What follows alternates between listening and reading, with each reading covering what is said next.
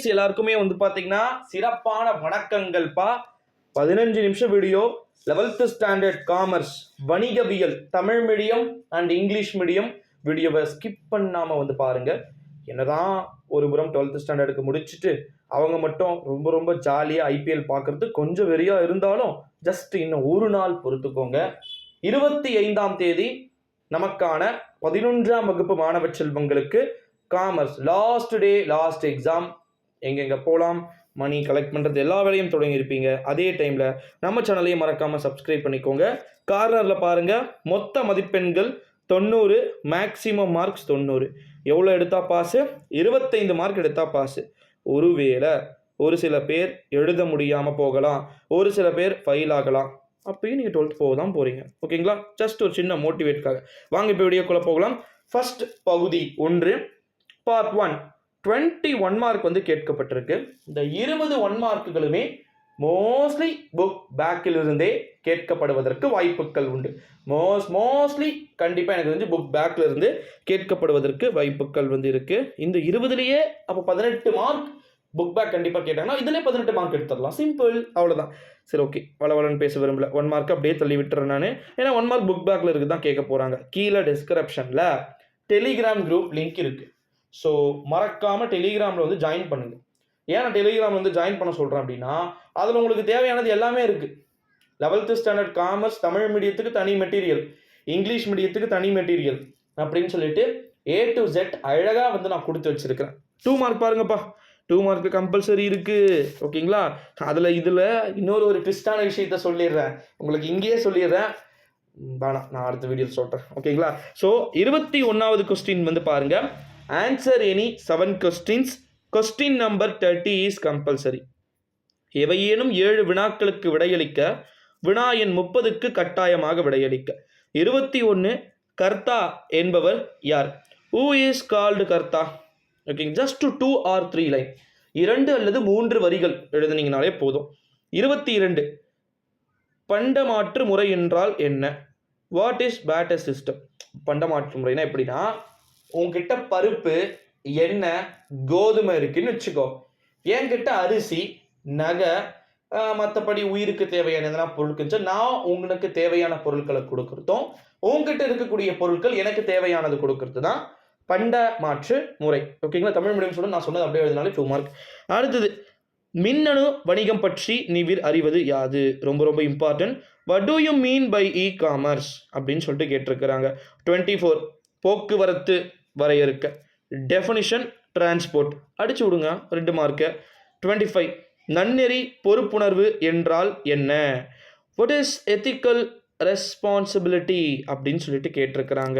25 அந்நிய செலவாணி மாற்றுப்பத்திரம் என்றால் என்ன அப்படின்னு சொல்லிட்டு. What is foreign currency? அந்நிய செலவாணினா ஃபாரின் கரன்சி அப்படின்னா என்ன? டெஃபினிஷன். ஓகேங்களா? 27 ஒப்பந்த நிறைவேற்றத்தை யார் கோரலாம்?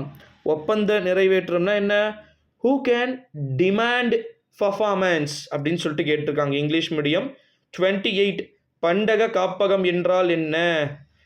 வாட் இஸ் வேர்ஹவுஸ் அப்படின்னு சொல்லிட்டு கேட்டிருக்கிறாங்க. 29 சரக்கு மற்றும் சேவை வரிகளின் வகைகள் யாவை? Write the kinds of GST. ஓகேங்களா? ஜிஎஸ்டி நம்ம தமிழ்நாட்டில், நம்ம இந்தியாவில் எவ்வளோ வாங்குறாங்க, எவ்வளோ கொடுக்குறோம், நம்ம என்னென்ன பொருளுக்கு அப்படின்றது நீங்கள் ஷார்ட்டாக எழுதுங்க, அதுக்கே மார்க் வரும். 13th question is compulsory. நல்லா புரிஞ்சுக்கோங்கப்பா. பல்வேறு இடங்களில் கடைகளை அமைத்து ஒரே மாதிரியான பொருட்களை விற்பனை செய்யும் சில்லறை கடையின் பெயர் என்ன? ஒரு உதாரணம் தருக. இங்கிலீஷ் மீடியம் ஸ்டூடெண்ட்ஸ் சொல்லிட்டு என்னென்ன ஆன்சரை நான் படிச்சிடுறேன். What is the name of the retail shop which deals in same type of goods in different localities? Give an example. நல்லா புரிஞ்சுக்கோங்க. ஒரே ஒரு பொருள் ஹோல்சேல் கடையில், ஓகேங்களா, ஒரு பொருள் எங்கே அதிகமாக இருக்கோ அங்கே நேரடியாக நம்ம போய் வாங்கணும் அப்படின்னா ஹோல்சேல் ரேட்டுக்கே தரோம். கம்மியாக நீங்கள் அதர் மார்க்கெட்டில் வாங்குறத விட இங்கே ஹோல்சேல் ரேட்டுக்கு வந்து கிடைக்கும் அப்படின்னு சொல்லிட்டு அதை நீங்கள் என்னென்ன பொருளாக நினைக்கிறீங்கன்றதை எழுதுங்க. முடிஞ்சிச்சு, அவ்வளோதான். Just 2 mark. அடுத்து 3 மார்க் போயிடலாமா? பகுதி 3 பார்ட் 3 அதே நடைமுறைகள். எவையேனும் 7 வினாக்களுக்கு விடையளிக்க, வினா எண் 40க்கு கட்டாயமாக விடையளிக்க. Answer any 7 questions. Question number 40 is compulsory. 31வது, தனியால் வணிகத்தின் ஏதேனும் 3 பண்புகளை விவரிக்க அப்படின்னு சொல்லிட்டு கேட்டிருக்கிறாங்க. Write any 3 characters of sole proprietor partnership அப்படின்னு கேட்டிருக்காங்க. 32 ரொம்ப ரொம்ப ரொம்ப ரொம்ப இம்பார்ட்டன்ட்பா. தேசிய மின்னணு நிதி பரிமாற்றம் விளக்குக. எக்ஸ்பிளைன் நெஃப்ட் இல்லை நெஃப்ட் எது வேணால் சொல்லலாம். இம்பார்ட்டண்ட்டு. அட்லீஸ்ட் அந்த எக்ஸ்பேன்ஷனாவது எழுதுங்க. ஓகேங்களா, அப்சர்வேஷனாவது எழுதுங்க. 33ல் வந்து பாருங்கள், தனி உரிமையியலின் வகைகளை விவரிக்க அப்படின்னு சொல்லிட்டு சொல்லியிருக்கிறாங்க. எக்ஸ்பிளைன் த டைப்ஸ் ஆஃப் ஃப்ரான்ச்சிங் அப்படின்னு சொல்லிட்டு கேட்டிருக்கிறாங்க. 34ல் வந்து பார்த்தீங்கன்னா, பெரு நிறுவன ஆளிகை மூலம் பங்குதாரர்கள் பெரும் நன்மைகள் ஏதேனும் 6 கூறுக. Write any 6 benefits of corporate governance அப்படின்னு சொல்லிட்டு இதெல்லாம் நம்மக்கிட்ட இப்போ கார்ப்பரேட்டில் இருக்கு, அதோடைய பெனிஃபிட் வந்து எழுதுங்க. 35 தொழில் நிதியியல் பற்றி ஆர்சி ஆஸ்போரனின் வரைவிலக்கணம் தருக. அதில் ஏதேனும் 2 முக்கியத்துவத்தை. ஃபர்ஸ்ட்டுக்கு 1.5 மார்க், செகண்ட் கொஸ்டினுக்கு 1.5 மார்க். ஓகேங்களா, இங்கிலீஷ் மீடியத்துக்கு சொல்லிடுறேன். Definition business finance according to R C Osborne அப்படின்னு சொல்லிட்டு கேட்டிருக்காங்க. Write any 2 of this signification அப்படின்னு சொல்லிட்டு கேட்டிருக்கிறாங்க. இதில் பாருங்கள், அல்டி வேற லெவல். 36 மொத்த வியாபாரம் என்றால் என்ன? வாட் இஸ் ஹோல்சேல் ட்ரேட் அப்படின்னு சொல்லிட்டு நான் தான் ஏற்கனவே சொல்லிட்டல, இங்கிலீஷ் மீடியம் ஸ்டூடெண்ட்ஸு ஹோல்சேல்லாம் என்ன அப்படின்னா தமிழில் சொல்லிடுறோம், நீங்கள் இங்கிலீஷ் எழுதிக்கோங்க. ஒரு பொருள், அனைத்து விதமான பொருட்களும் ஒரே இடத்துல இருக்கும். அந்த பொருட்களை அங்கேருந்து சில்லறை வியாபாரிகள் வாங்கிட்டு அவங்க கடைக்கு சென்று விற்பாங்க. நம்ம அதே நேரடியில் போய் வாங்கணும் அப்படின்னா அவர்களுக்கும் லாபம், நமக்கும் லாபம். அதே மாதிரி இந்த சில்லறை வியாபாரிகள் சொல்லக்கூடிய கடைகள் வைத்திருக்கக்கூடியவர்கள் வாங்கக்கூடிய இடம் அங்கே இருக்கிறதுனால அங்கேருந்து அவங்க வந்து இங்கே ஒரு ரேட்டை ஃபிக்ஸ் பண்ணி விற்பாங்க. ஓகேங்களா, இதுதான் ஹோல்சேல் ட்ரேடுக்கான மீனிங். பாருங்கள், 3 மார்க் கொஸ்டின்ல கேட்டிருக்காங்க, லட்டு மாதிரி. இதெல்லாம் எழுதினா பாஸ்பா. நான் இப்போ சொன்னதே நீங்கள் எழுதி வைங்க, கண்டிப்பாக மார்க் கிடைக்கும். ஏன்னா படிப்புன்றதை தாண்டி மக்கப் பண்ணி எழுதாமல் புரிஞ்சுக்கிட்டு எழுதுங்க. இந்த மாதிரியே எழுதுங்க, கண்டிப்பாக மார்க் வரும். அடுத்தது 37, அதே மறுபடியும் ஹோல்சேல். உற்பத்தியாளர்களுக்கு மொத்த வியாபாரிகள் ஆற்றிடும் சேவைகள் ஏதேனும் 3. Mention any 3 services rendered by wholesales to manufacturings அப்படி வந்து கேட்டிருக்கிறாங்க. இதையும் அதே வேர்டாக எழுதலாம், வேறு மாதிரி கொஞ்சம் இந்த நான் சொன்ன ஃபஸ்ட்டு பாயிண்டோட மிங்கிள் ஆகாமல் எழுதுங்க. ஓகேங்களா, அதாவது எப்படி அப்படின்னா, உற்பத்தியாளர்களுக்கு சில்லறை வியாபாரிகள் வாங்கிட்டு போகிறாங்களா, அவங்க என்னென்னலாம் பண்ணுறாங்க அப்படின்றத எழுத சொல்லியிருக்கிறாங்க. 38 பன்னாட்டு வணிகத்தின் வரையறைகள் யாவை அப்படின்னு சொல்லிட்டு கேட்டிருக்கிறாங்க. 39வது ஒப்பந்தம் மற்றும் உடன்படிக்கைக்கு உள்ள வேறுபாடுகளில் ஏதேனும் 3 எழுதுக. State any 3 difference between a contract and industry India அப்படின்னு சொல்லிட்டு கேட்டிருக்கிறாங்க. 40 இந்திய காப்பீட்டு நிறுவனங்களை மேற்பார்வை செய்யும் ஆணையத்தின் உறுப்பினர்கள் யார் அப்படின்னு சொல்லிட்டு கேட்டிருக்கிறாங்க. 40 இஸ் கம்பல்சரி கொஸ்டின்.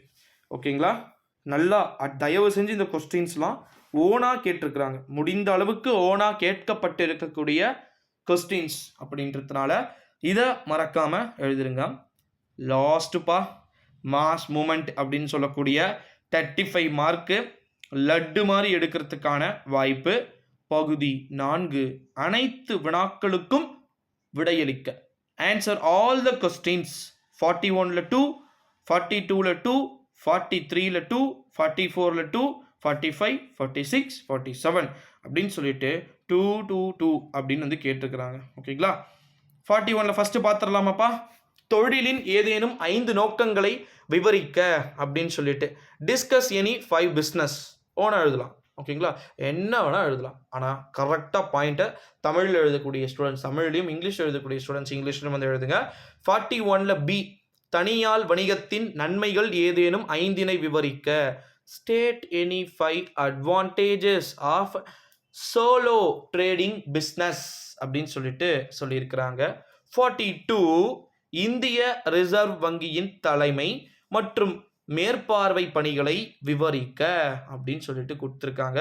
இதுக்கு 1 மார்க் வரதுக்கு நான் இப்போ சொல்கிறேன். இந்த கொஸ்டின் வச்சுனா இந்தியா ரிசர்வ் வங்கியுடைய தலைமை யார் அப்படின்னா சக்தி காந்த தாஸ் அப்படின்னு எழுதுங்க. இப்போ கரண்ட்டில் இருக்கிறவர் அவர். ஓகேங்களா, எழுதுங்க, மார்க் வரும். இந்த கொஸ்டின் கேட்டால் நோட் பண்ணிக்கோங்க. அவர் வந்து அவருடைய மேற்பார்வை பணிகளை விவரிக்க என்னென்ன பண்ணாரு அப்படின்னு சொல்லிட்டு எழுதுறோம். இப்போ இருக்கக்கூடியவர் இல்லை, சும்மா ஒரு கேஷுவலாக கேட்குறாங்க. 42ல் பி அமைப்பு முறையீட்டில் அடங்கியுள்ள பொருளடக்கங்கள் யாவை? What are the concern? First question நான் இங்கிலீஷில் சொல்லவே மறந்துட்டு பாருங்க. Explain leadership and supervisory functions of RBI. ஓகேங்களா, ஆர்பிஐக்கு மீனிங் எழுதுனீங்கனாலும் மார்க் வரும். ரிசர்வ் பேங்க் ஆஃப் இந்தியா அப்படின்னு சொல்லிட்டு. 43 பாருங்க. ஃபர்ஸ்ட், தொழில் நெறிமுறைகளின் பல்வேறு மிக முக்கியமான கூறுகளை விளக்குக அப்படின்னு சொல்லிட்டு கேட்டிருக்காங்க. Explain the different key elements of business ethics அப்படின்னு சொல்லிட்டு கேட்டிருக்கிறாங்க. 43ல் பி நேரடி வரி மறைமுக வரி. நேரடி வரினா என்ன உங்களுக்கே தெரியும். இப்போ நம்ம இந்த குழா வரி, வீட்டு வரி இதெல்லாம் வாங்குறாங்க பார்த்தீங்களா, இதெல்லாம் வந்து நேரடி வரி அப்படின்ற ஒரு இதுவில் வரும். ஓகேங்களா, அதாவது இங்கிலீஷ் மீடியத்துக்கு சொல்லணும் அப்படின்னா டைரக்ட் டாக்ஸஸ். மறைமுக வரி இன்டைரக்ட் டாக்ஸஸ் அப்படின்னு சொல்லிட்டு. ஜிஎஸ்டி நம்மக்கிட்ட இப்போ ஏறத்தாழ வாங்குறது மறைமுக வரி தான். நீங்கள் சாப்பிட்டு வருவீங்க, அதில் பில்லை பார்த்தீங்க. இப்போ ரீசெண்டாக ஜிஎஸ்டி வந்து 3-4 வருஷத்துக்கு அப்புறம் ரீசெண்டாக ஜிஎஸ்டி வாட்டர் பாட்டில் எல்லாமே சிக்கன் தந்தூரி அப்படிலாம் போட்டு கீழே ஜிஎஸ்டி 20 rupees அப்படின்னு சொல்லிட்டு இருக்கும். ஓகேங்களா, ஆனால் ஜிஎஸ்டின்னு சொல்லிட்டு நம்ம தனியாக பே பண்ணுறது ஒரு 4 வருஷத்துக்கு முன்னாடி இல்லை. இதுவும் 1 பாயிண்ட்ல எழுதுங்க, பாக்ஸ் போட்டு எழுதும் டிஃபரன்ஷியேட். 44A செலுத்துதல் சமநிலையின் சிறப்பம்சங்கள் யாவை அப்படின்னு சொல்லிட்டு கேட்டிருக்கிறாங்க.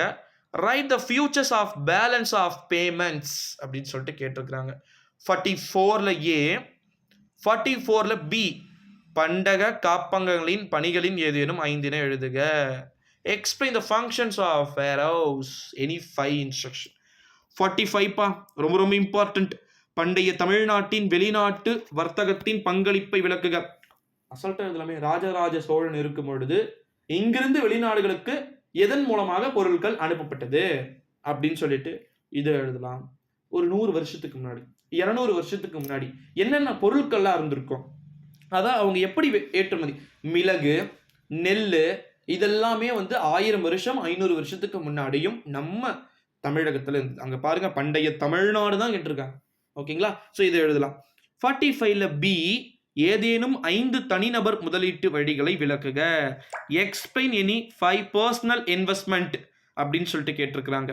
46ல் ஏ கூட்டுறவு சங்கத்தின் நன்மைகள் யாவை அப்படின்னு சொல்லிட்டு கேட்டிருக்கிறாங்க. What are the advantages of cooperative society அப்படின்னு சொல்லிட்டு கேட்டிருக்கிறாங்க. கூட்டுறவு சங்கம் என்னன்னு உங்களுக்கு தெரியும்னு நினைக்கிறேன். 46ல் பி உள்நாட்டு வியாபாரத்தின் இயல்புகள் யாவை. What are the futures of internal trade அப்படின்னு சொல்லிட்டு கேட்டிருக்கிறாங்க. 47ல் ஏ நிலப்போக்குவரத்தின் ஏதேனும் 5 வகைகளை எழுதுக. அசால்ட்டாக எழுதலாம். எனக்கெல்லாம் இதெல்லாம் பார்க்கும்போது நான் ஏன் காமர்ஸ் குரூப் எடுக்கலையோன்னு தோணுது. Explain any 5 kinds of land transport. Land டிரான்ஸ்போர்ட்னா என்ன? இது ரயில் போக்குவரத்து, அப்புறமா சாலை போக்குவரத்து, வாட்டர் எப்படி சொல்கிறது, வாட்டர் டிரான்ஸ்போர்ட்னா என்ன, அதாவது நீர் போக்குவரத்துனா என்ன உங்களுக்கே தெரியும். கப்பல் மூலம் பயணம் செய்வது, படகு மூலம் பயணம் செய்வது. நீங்கள் ஒகேனக்கல் எடுத்துக்கோங்க எக்ஸாம்பிள். ஒரு குறிப்பிட்ட ஊர்லேருந்து ஒரு 10 கிலோமீட்டர் போனால் வழி இருக்காது, பாதைகள் இல்லை. ஓகேங்களா, சுற்றி வரணும் ஒரு 50 கிலோமீட்டர். அந்த மாதிரி இருக்கிறவங்க அவங்க என்ன பண்ணுவாங்கன்னா இந்த பரிசல்னு சொல்லுவாங்க, அதில் போவாங்க. இதுவும் ஒரு ஓன் எக்ஸாம்பிளில் வந்து எழுதலாம். அப்போ நிலப்போக்குவரத்துடைய 5 வகைகள்லாம் என்னென்ன அப்படின்றத எழுதிருங்க. சென்னை பற்றி எழுதிருங்க, டிராஃபிக் பற்றி எல்லாத்த பற்றியும். 47 லாஸ்ட் கொஸ்டின்பா. சட்டப்படி செல்லக்கூடிய ஒப்பந்தம் ஒன்றின் இன்றியமையாத கூறுகள் யாவை. Explain the valid contract. அவ்வளோதான், புரிஞ்சிச்சா? நான் இப்போ 7 டீட்டெயிலுக்கு 14 டீட்டெயில் நான் சொல்லிட்டேன். இந்த 14 7 எழுதணும். ஒரு சாப்டர்லையும் ஒன்று எழுதணும். ஒன்றுத்துலையுமே நீங்கள் ஓனாக எழுதுற மாதிரி. ப்ரோ இப்போ இந்த 14 நீங்கள் படிச்சீங்க, காமிச்சிங்க, சொன்னீங்க, இதை படித்தாலே போதுமானா இதை படித்தாலே போதும். 5 மார்க்னா அவ்வளோ 5 மார்க் இருக்குது இதில். ஓகேங்க, 2 மார்க் 3 மார்க் அதில் இதில் இருக்கிறது ஜஸ்ட் ஒரு மாடலாக நினச்சிக்கோங்க. கண்டிப்பாக டோட்டலாக சேஞ்ச் ஆகிடும். 5 மார்க் எல்லாமே ஒரு லெசன்லேருந்தும் ஒரு மாதிரியே கேட்கப்பட்டிருக்கு. ஓகேங்களா, ஸோ அதனால் இப்போ கார்னரில் பாருங்கள், அப்படியே ஆப்போசிட் சைடில் 5 மார்க்குக்கு எவ்வளோப்பா, 35யா? 35க்கு டைம் பத்தாதுப்பா. 1.5 hour, 3 மணி நேரத்தில் 1.5 hour எழுதிருங்க. அடுத்தது நம்முடைய 3 மார்க்கு 21 மார்க். இதுக்கு எவ்வளோ நேரம்ப்பா? கண்டிப்பாக இதுக்கு ஒரு 1/2 hourப்பா. ஓகேங்களா, 21 மார்க்குக்கு அப்போ எவ்வளோ? 1.5 hour, 1/2 hour, 2 hour முடிஞ்சிருதா? அடுத்ததுப்பா 1 mark sorry 2 mark இருக்கு. இதுக்கும் ½ அன் ஹவர்ப்பா. ஓகேங்களா? 2.5 மணி நேரம் முடிஞ்சிருச்சா? அடுத்தது லாஸ்ட்டாக 21 மார்க். 21 மார்க்குக்கு ½ அன் ஹவர். ப்ரோ என்ன ப்ரோ ½ அன் ஹவர்னு சொல்கிற, அசால்ட்டாக முடிச்சிரும் ப்ரோ அப்படின்னு கேட்டிங்கன்னா 10 நிமிஷம் முடிஞ்சுங்க. 10-15 நிமிஷத்தில் லாஸ்ட்டு 5 மினிட்ஸில் பேப்பர் டோட்டலாக வந்து பார்த்தீங்கன்னா நீங்களாவே ஒரு கரெக்ஷன் பண்ணணும். எப்படின்னா எங்கெங்கே நம்ம கரெக்டாக சில கொஷின்ஸ் எழுதிருப்பீங்க, அது ஞாபகம் வரும்போது எழுதிக்கலாம், வேற ஒரு பார்ட்டுக்கு போயிருப்பீங்க, ஐயோ மறந்துட்டுமே அப்படின்னு நினைப்பீங்க. ஏ டைப் பி டைப்பான்றத மென்ஷன் பண்ணணும். 5 மார்க் கொஷின்ஸை குறிப்பு சட்டகம் போடுங்க, கீ பாக்ஸ் போடுங்க. English medium students star points கொடுங்க, இன்ச் பாயிண்ட்ஸ் கொடுங்க. முக்கியமான லைனை அண்டர்லைன் பண்ணுங்க. பிளாக் மார்க்கில் வந்து எழுதுங்க, பிளாக் பெனில் பிளாக் ஜெல்ல எழுதுங்க.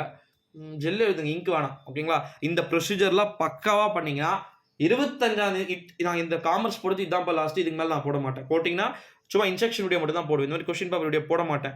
ஏன்னா இதுவே 17 நிமிஷம் பேசியாச்சு. இது உங்களுக்கு ரொம்ப ரொம்ப யூஸ்ஃபுல்லாக ரீச் ஆகும் அப்படின்னே வந்து சொல்லலாம். ஸோ மறக்காமல் ஆல் த பெஸ்ட். ஜெயிச்சாலும் தோத்தாலும் நீங்கள் 12ஆம் வகுப்புன்றத ஞாபகம் வச்சுக்கோங்க. ஸோ நல்லபடியாக முடிங்க எக்ஸாமை. இந்த வீடியோவை எல்லாருக்கும் ஷேர் பண்ணிவிடுங்க. சில குட்டீஸ், தேங்க்யூ ஸோ மச். அடுத்த வீடியோவில் பார்க்கலாம்.